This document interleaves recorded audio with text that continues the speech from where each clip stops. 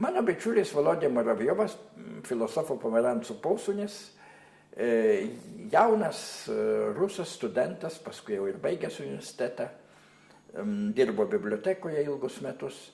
Jis nebuvo tų Muravjovų giminaitis, bet jis be abejo buvo iš tų Muravjovų, kuriuos karė.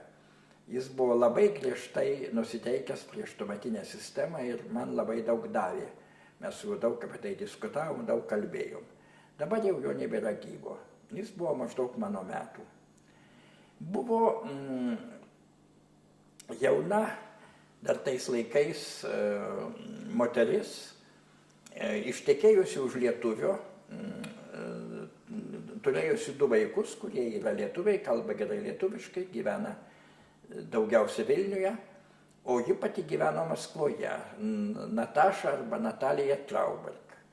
Ji buvo karšta katalikė, krikštyta katalikų bažnyčioje, lankanti katalikų bažnyčią, labai daug nusimananti apie religiją, apie religijos filosofiją, daug mes su ją apie tai irgi kalbėjom, diskutavom.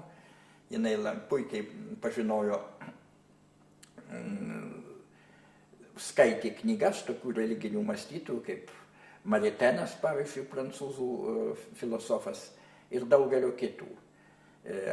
Anglų rašytojas Chestertonas, taip pat propagavęs katalikybę visą savo gyvenimą, labai sąmojingas ir įdomus. Na ir jinai taip pat buvo mano labai artima draugė ir pažįstama.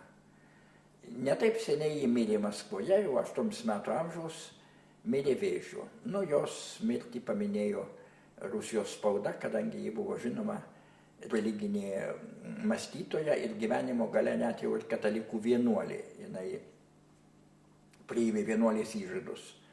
Prieš tai buvo vedusi ir turėjo vaikų, bet gyvenimo gale priėmė vienuolės įžadus.